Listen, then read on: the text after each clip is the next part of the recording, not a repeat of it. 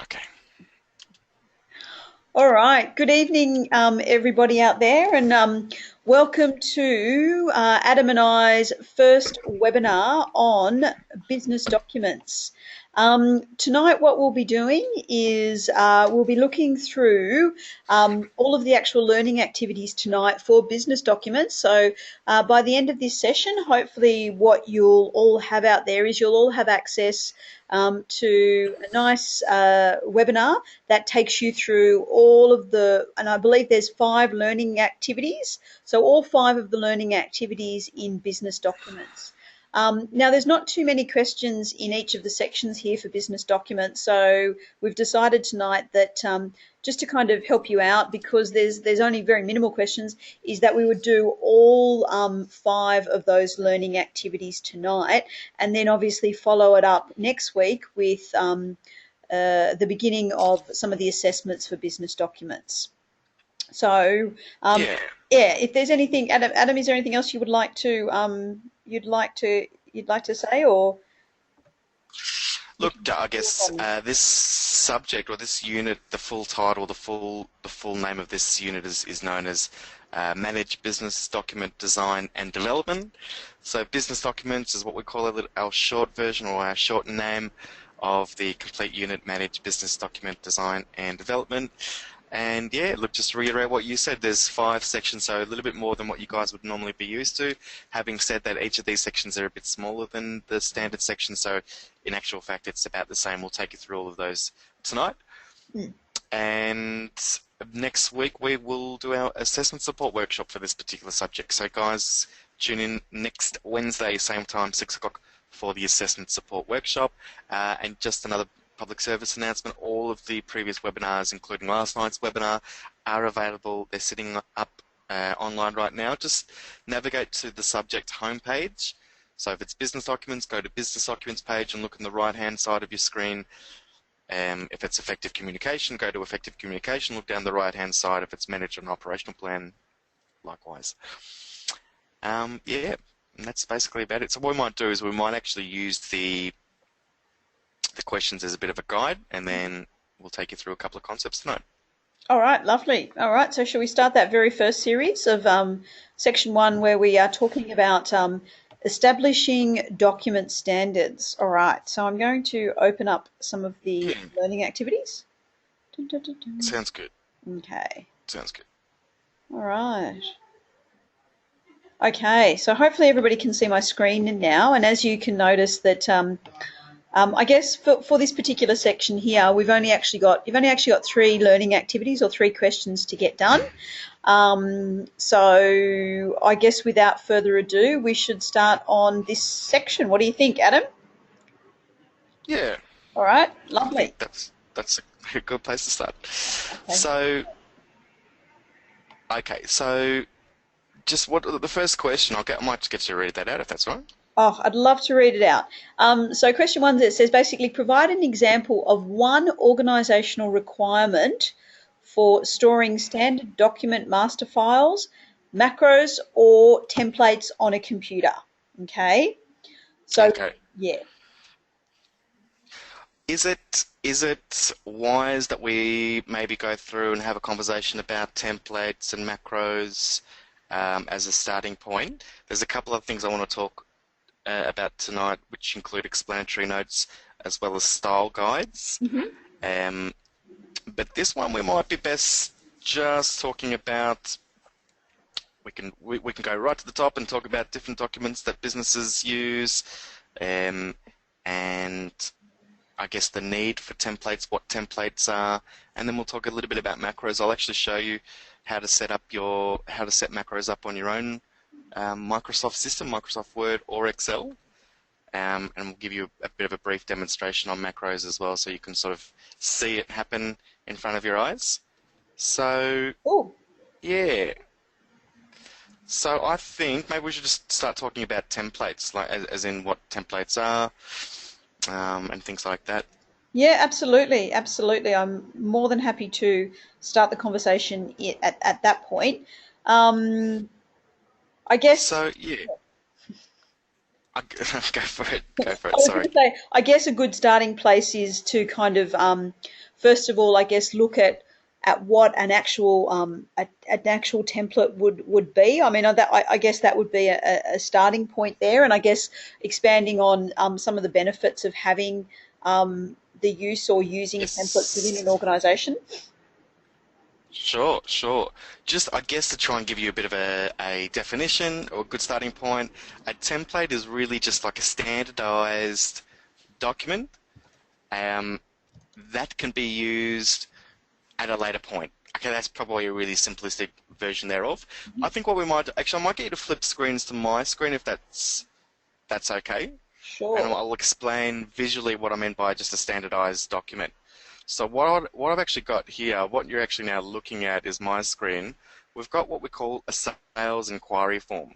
Mhm. So this could be for a number of purposes, but if somebody makes an inquiry about a sale, this is a form that a business can use to capture that data, so to capture the information, the date, the name of the person. Now, this is actually a business that uses this is a real estate agency. So a real estate agency, they get a lot of people that call up that are inquiring about properties, new properties, rental properties, properties to buy, so on and so forth. The business, they want to capture that information. They want to make sure that they don't lose any of their customers. They want to make sure they're not going to lose any particular leads, things like that. So what they want to do is they want to capture the information about the date, the name, maybe the address, contact phone numbers and email addresses. But instead of having to actually write all of that information out, what this template effectively does is says, okay, well here's the bones of the information. Here's a standardized version of what we're trying to capture, i.e. the date and the name of the person that's called up, the address, or the what it's actually in relation to, the inquiries in relation to. And you'll see if I actually double click in this box, if I click in this box here, I can actually now start adding text. So I can put today's date, which is, there we go. Now these little fillable fields, we call them, are instructions for people to essentially put information in. So this is what we call a template. Mhm. If you look at the top of my screen, I don't know if you can see because it may be uh, branded out, but a template will automatically open as an unsaved file. So people are probably thinking, well, what's really the difference there? A saved file already has a name attached to it. This doesn't. So when I open this template, it's unsaved. So anytime I make any changes to it, it's going to be saving it for the first time. Otherwise, what happens is if I save a file that's already previously saved, I'm now changing that original file. We don't want that original file changed. So when we're creating templates or when we're creating standardized documents that can be used in business, now the one you're looking at right now is a sales inquiry form, we want that form to stay the same every time it's opened and used because we want that particular information captured, which is why it's saved as a template, and when it's opened, it opens as an unsaved, well, a document here, as you can see at the top of my screen.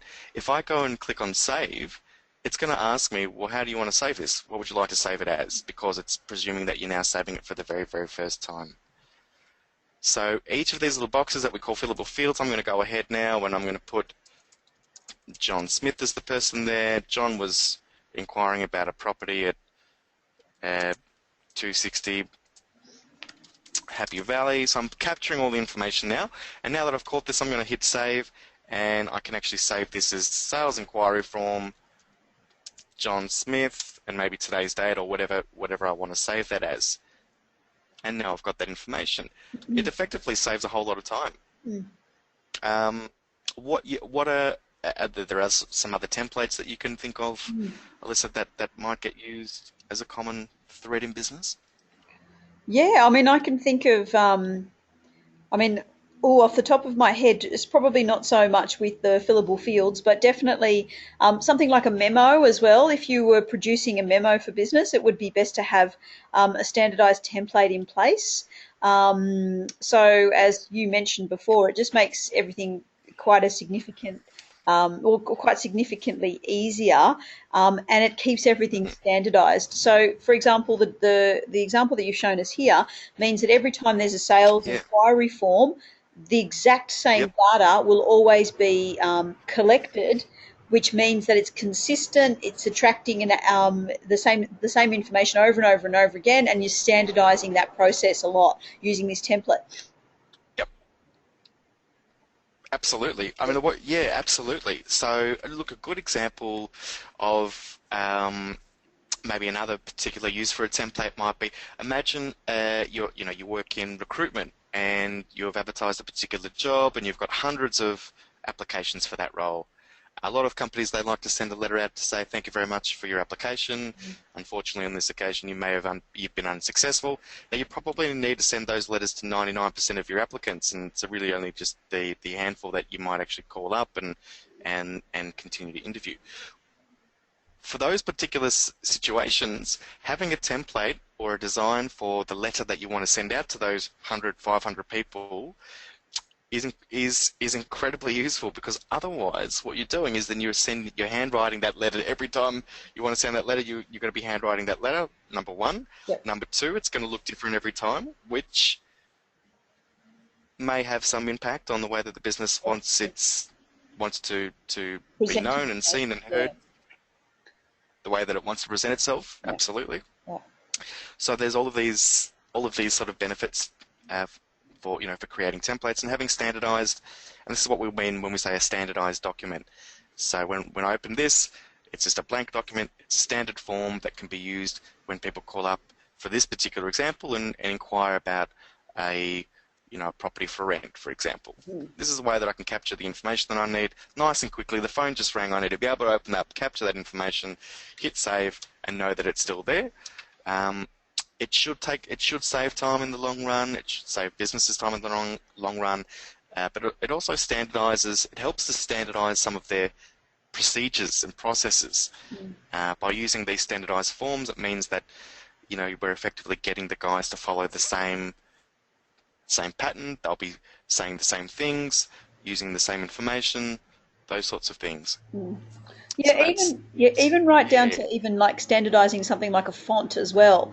A lot of organizations will have a font type that they would they obviously have standardized, and they want all of their external clients and all their external customers to have the same, just really little things like that. So I remember working in an organization where if we were sending out anything on an external level, that it had to go through our marketing department, because she was checking the standards, the fonts, the font size, the structure of any documents that used to exit the business externally.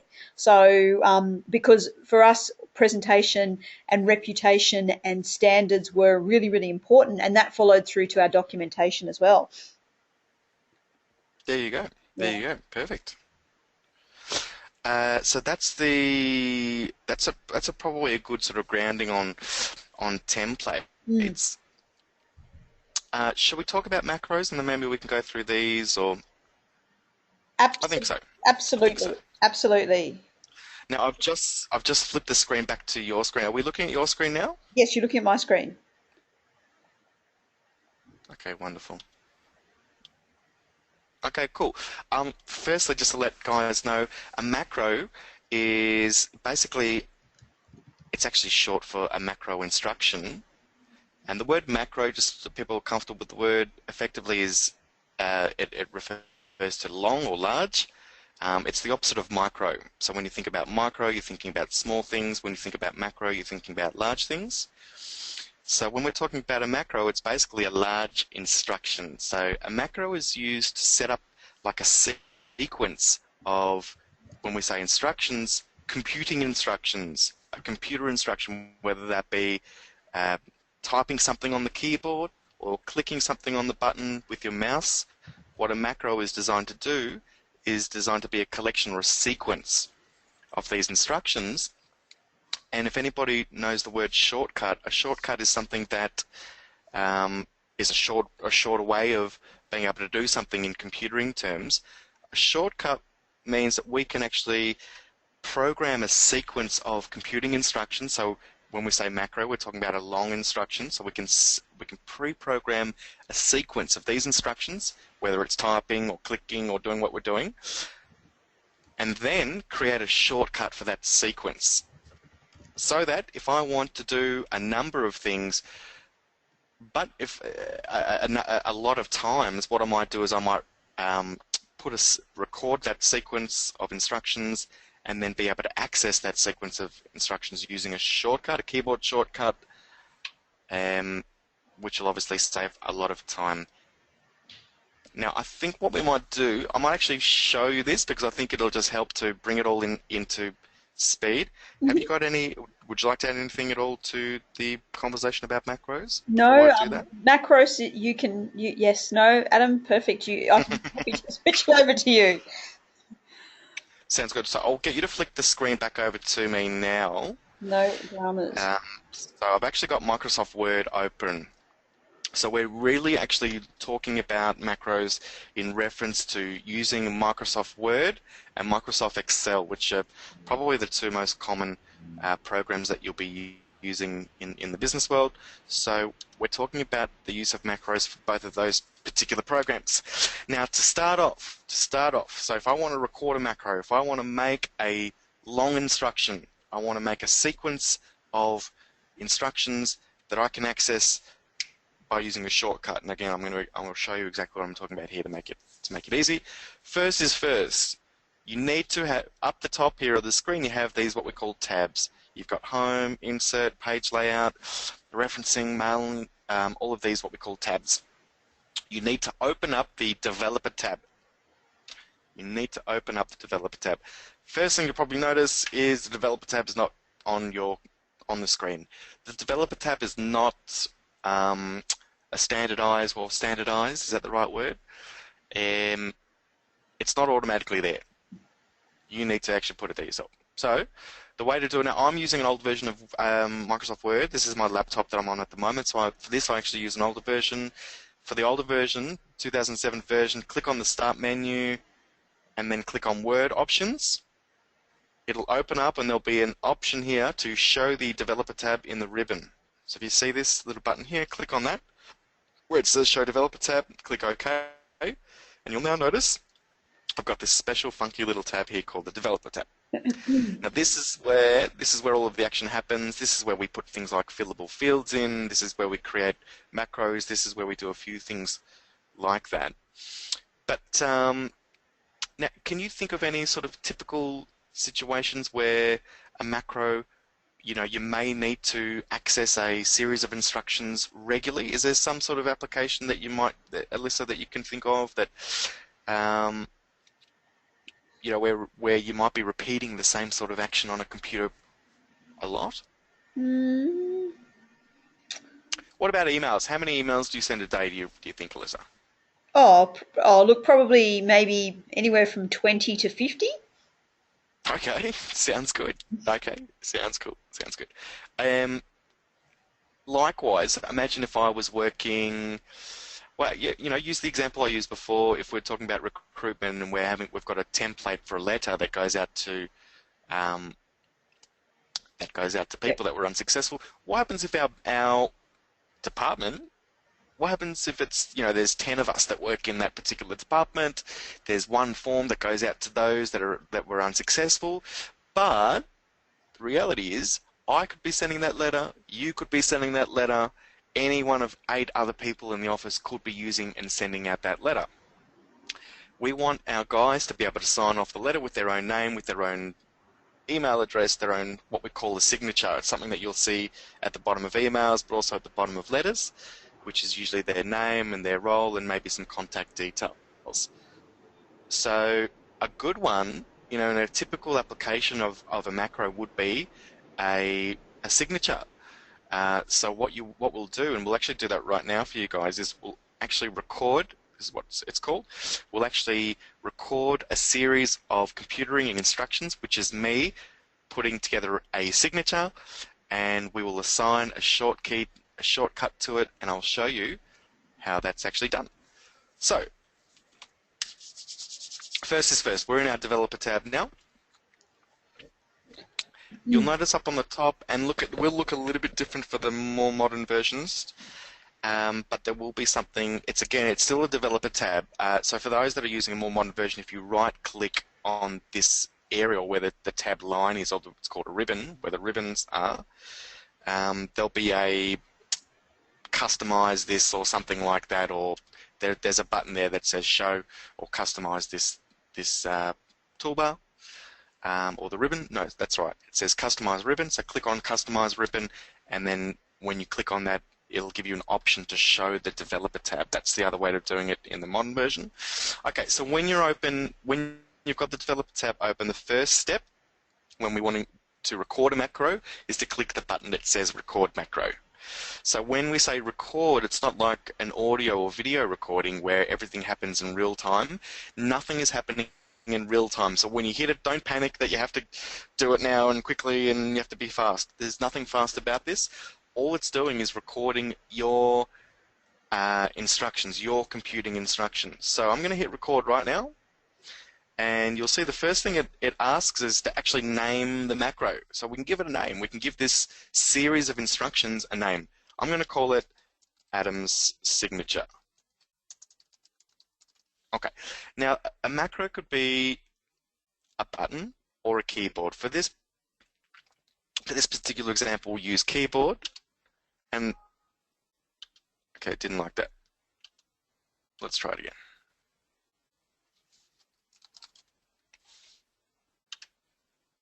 Okay, so then it opens up this new little window here. This point, it's asking us to enter the shortcut key. So before we record our macro, we haven't actually recorded the instructions. We haven't actually done that. It's asking us which shortcut we would like to assign to it.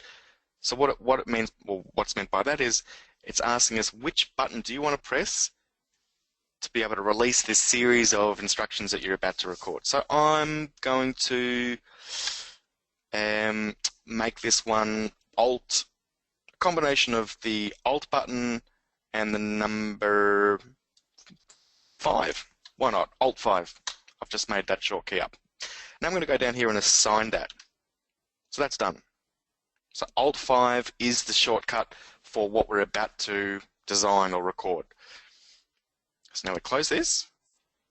And now we are actually recording as we speak. So as I say, this is not in real time. It is just recording what you input. So if I go da da da da and I go, oops, that's a mistake, I'm going to go backwards, backwards, backwards, backwards, backwards. It's all recording this right now, but it doesn't happen in real time. So when I show you, you're not going to see that bit of text that I just typed in and deleted. So I want to now put my signature together because I send out a lot of letters every day where I sign off. This is how I sign off actually. I sign off saying best regards, except I spell that a bit better. Adam Sweetoe. And I might even put my email address in there as well. I think that's what my email address is. And you know, I'm also going to put my telephone number because that's part of my signature. So what we're doing now is the computer is remembering what I'm pressing. It's remembering what I'm pressing, and it's remembered that I've assigned a shortcut to this, which is, actually I've got to remember what my phone number is, which was Alt and 5. So now I'm done. I want this to, every time I hit Alt 5, I want that to pop up. I send that many letters. I use the templates for the business, and I need to put my name at the end of every template. But instead of having to write that out every time, because maybe I do 200, 300 of these a day, I want a quick way of doing that. So now what we're going to do is we're actually going to stop the recording. And that's done. So, oops. So what I'm going to do now is I'm going to press Alt 5, and I'm going to hope that what just happened, what you see above you, comes out properly. Oops. There we go. Yay! Now, interestingly enough, there's a little space there that wasn't there, so I might actually need to record this again because something happened where that it's actually added a little space there. So I'm going to go back in and actually fix that up again. But do you see how that works? I press Alt 5 and there's my signature right there for you. Best regards, Adam Swirto, my email and phone number.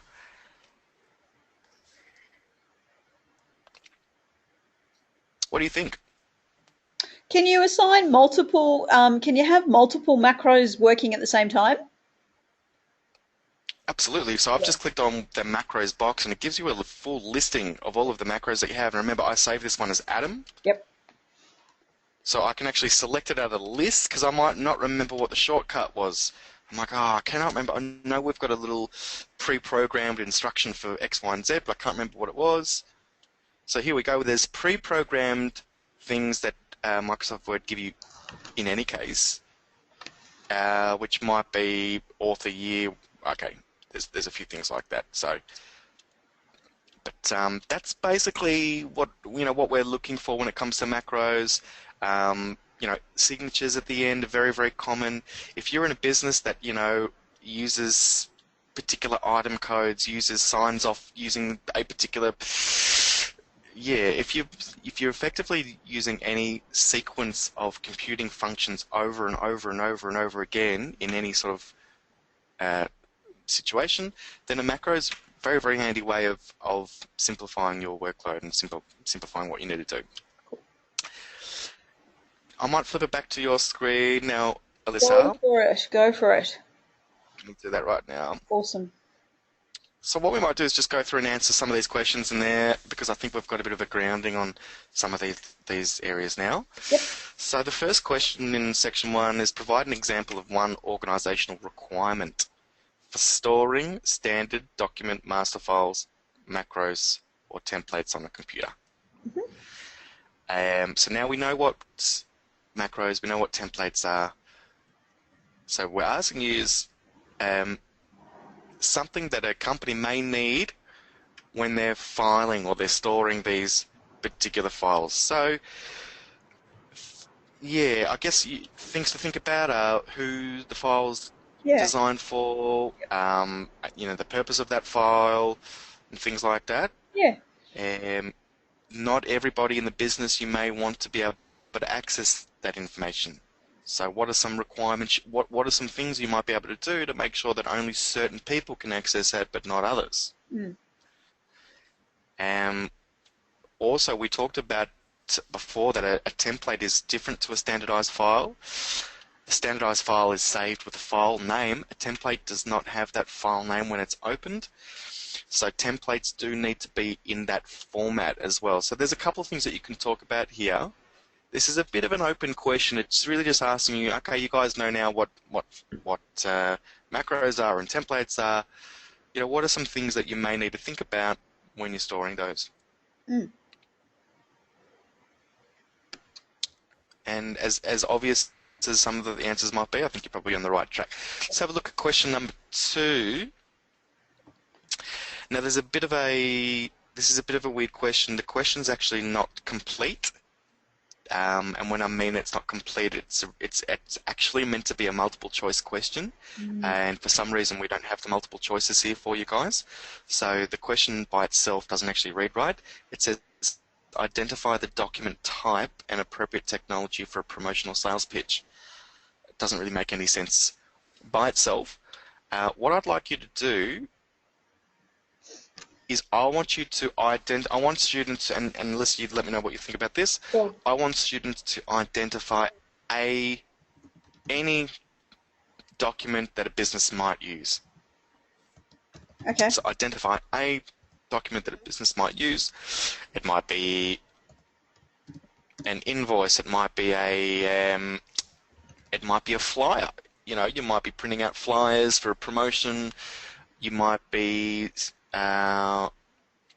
you might have a sales inquiry form like we just showed you before, something like that.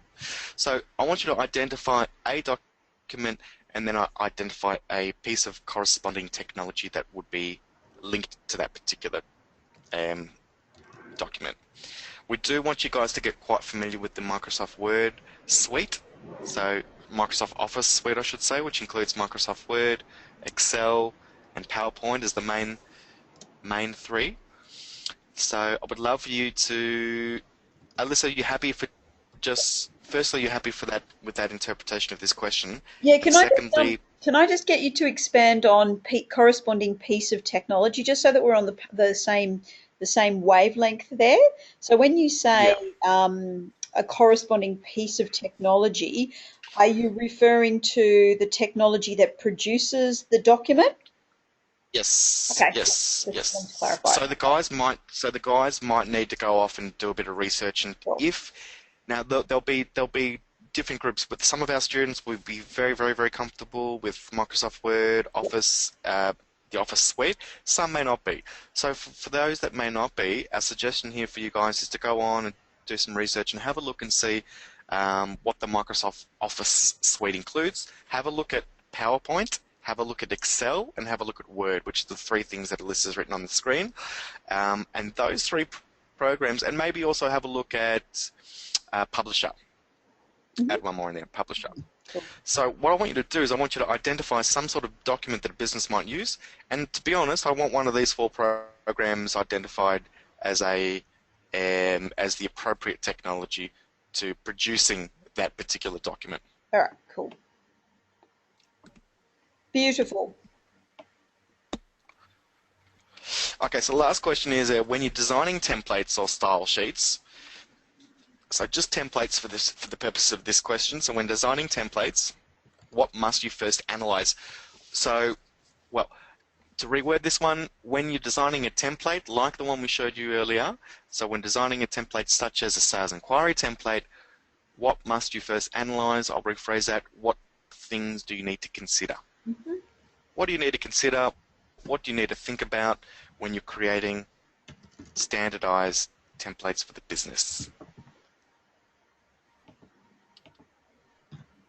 So I guess I'm not probably going to say a lot more on that one, Alyssa, you?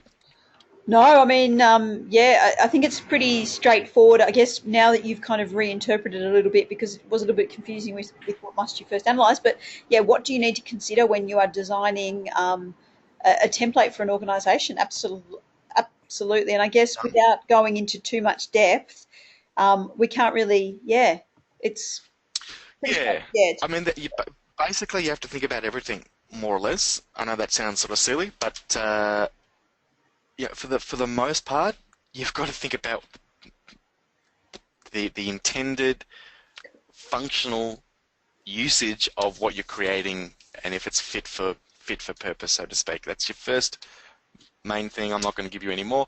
Do we want a couple of things here, Alyssa, on question three? How many yeah. I mean, items would you like listed?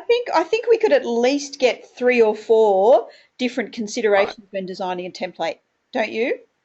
Yep. So give us three things to consider when putting together standardized templates. Perfect. Beautiful. Sounds good. Let's go on to section number two. All right.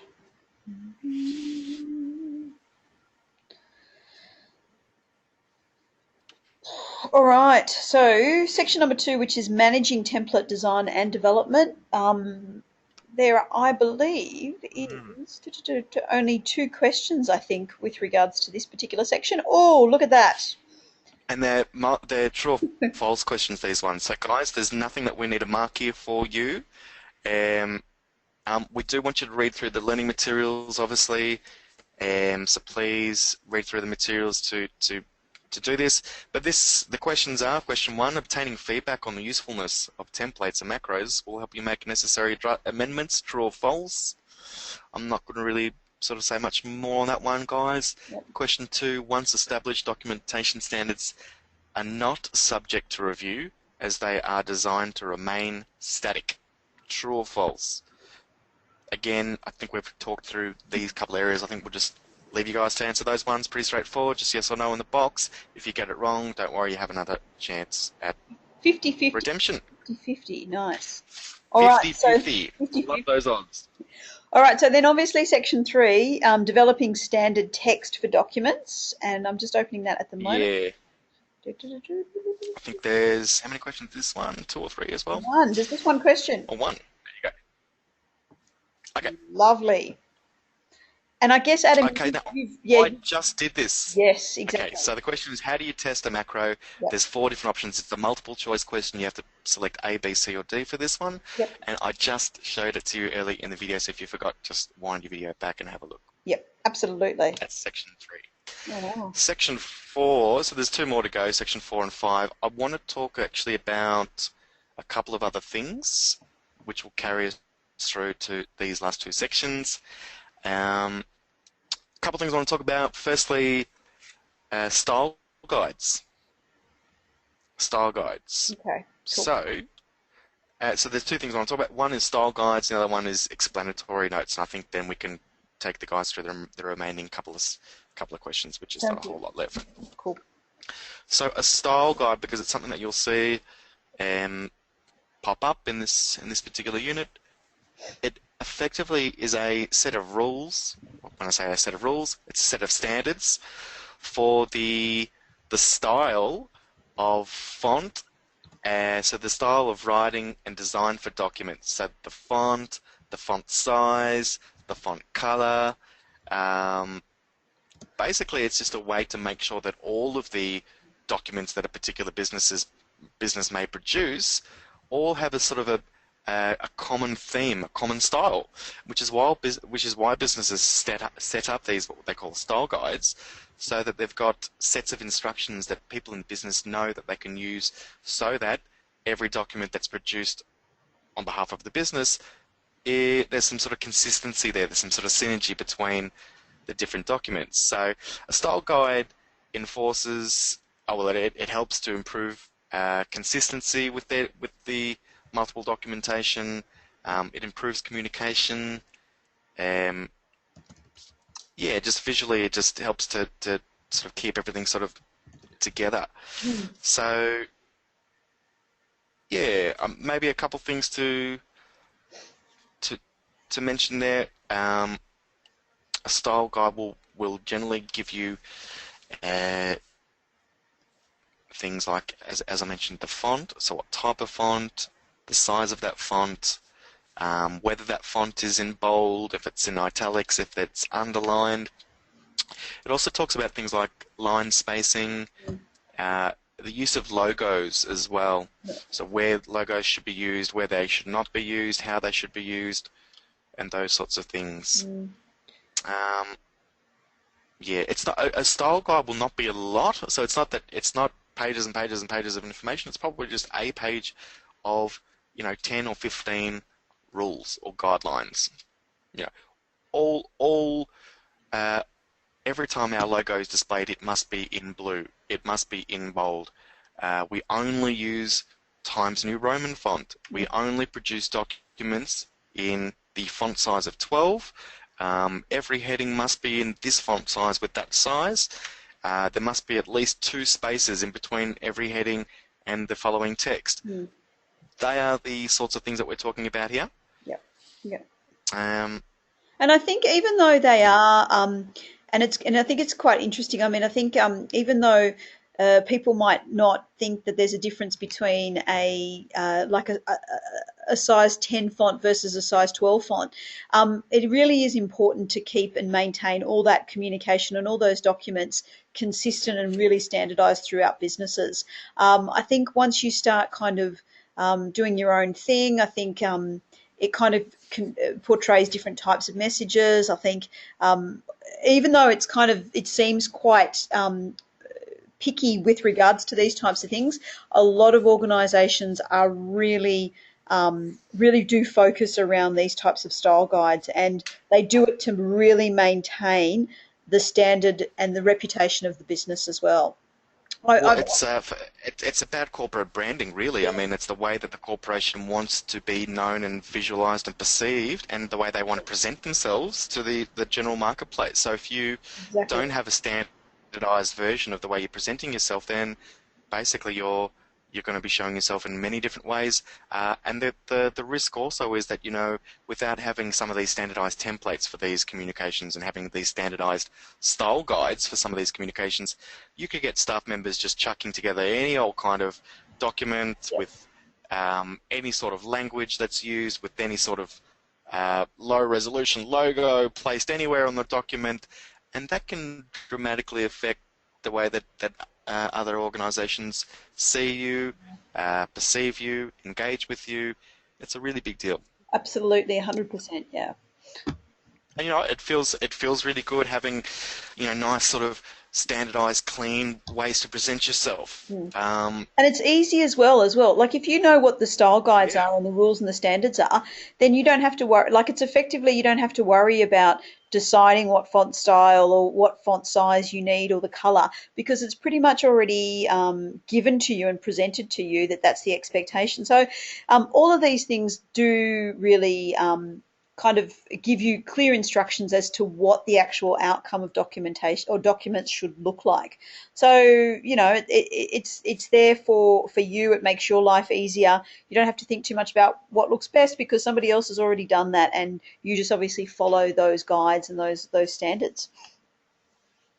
Yeah, and look, with things like style guides, they're usually things that are probably going to be signed off by, sort of senior members of a business, and depending on the size of the business as well, because it really does relate to, the way that the business is marketing itself and its branding in that space. So, Hmm.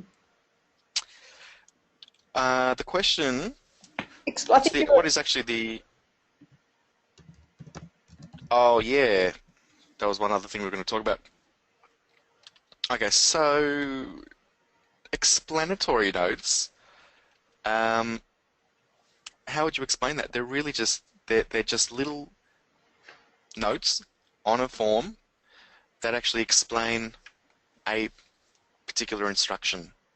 So I might have, for example, I might create this brand new sales inquiry form that I showed you before, and I want my staff members that every time somebody calls in the business and inquires about if is there a property for rent, is there a property for sale, is that property still for sale, when's the inspection time on, anytime somebody calls up inquiring about a property, I want my staff members to now use this brand new form. They've never used it before. I want them to use this form. So what I might do is on the actual form, I might put little notes, they're called explanatory notes, that explain what they're looking at, give them instructions. So it might just say, enter the customer's name into this box, and it's a little note that actually visually shows you exactly what you're actually wanting the guys to do. There's sets of instructions that are visualized on screen.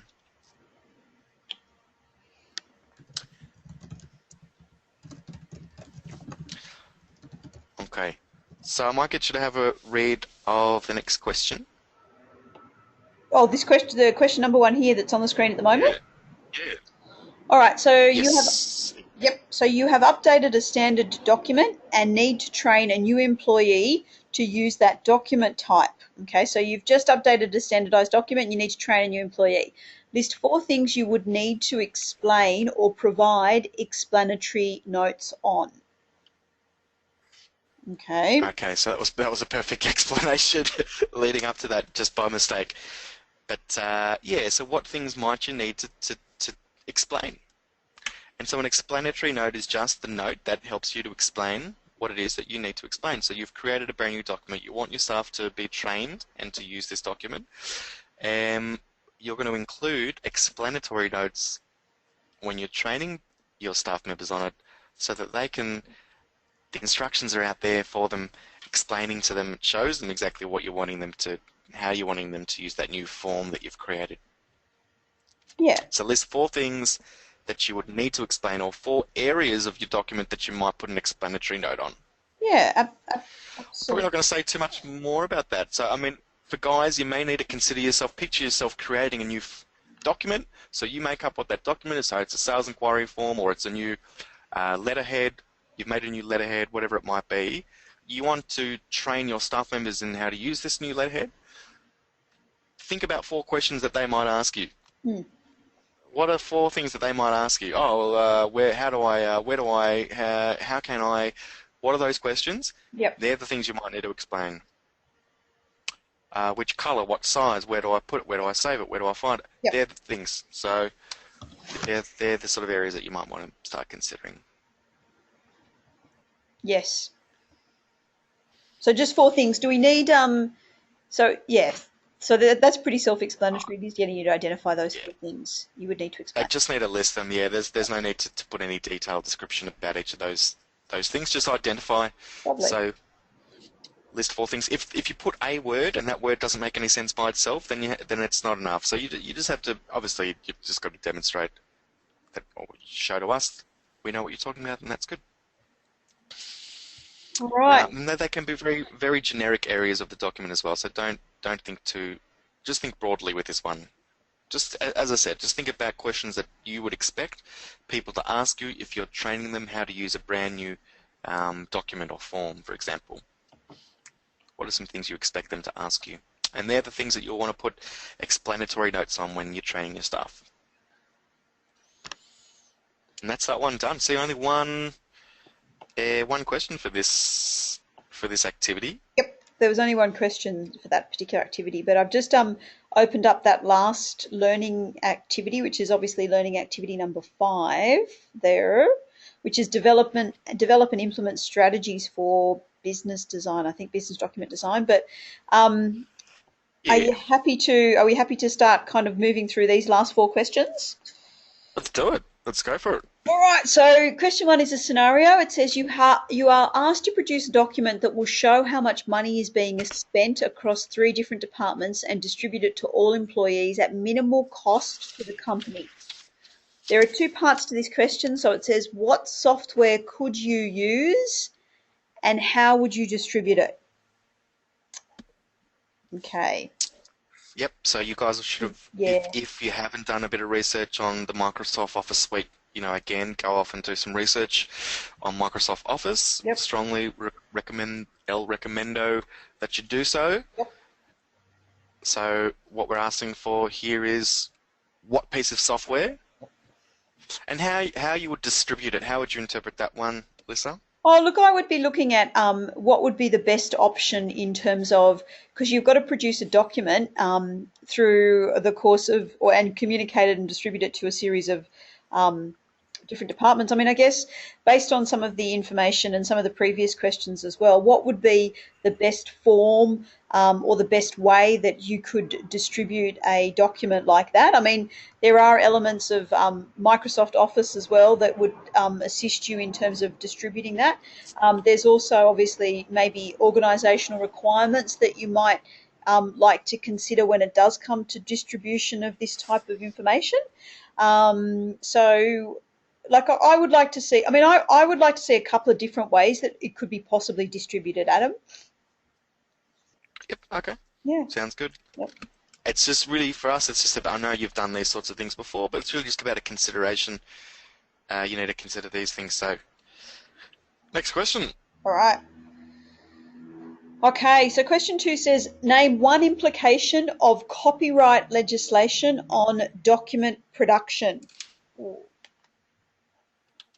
Okay. hmm Now, I guess when it comes to this, and I'm sure the resource material would highlight what copyright legislation is, I would be looking at, I guess, one thing that might happen, or one thing you might need to take into consideration when you are, with regards to copyright, when you are producing documents. I mean, perhaps you might like to think about what you have to be careful of if you are choosing to um, look at what other organisations are doing or what other documents are out there in terms of like whether or not you're able to use elements from them, or perhaps Yeah, create your that's it. own documents rather than directly using other people's or other documents that are produced by other organisations as well. Imagine you're about to print a whole bunch of flyers or handouts to something that you're going to give your customers. Is there anything that you need to think about before you print all of this stuff? Where you got that stuff, if you're allowed to use that stuff, who owns potentially the copyright to the material that you're producing, what are the implications of, so that's what we want you to kind of talk about a little bit. So again, yeah, as you mentioned, Alyssa, the reference material, the learning material talks a little bit about copywriting, Mm. on document production. So really, just we want you to understand that there is copyright. There are laws out there that protect people and protect their um, Intellectual property. yeah, Yeah. spot on, Yep. spot on. Absolutely. So, and we want you to be aware of that. So you can't just produce documents willy-nilly. Yep.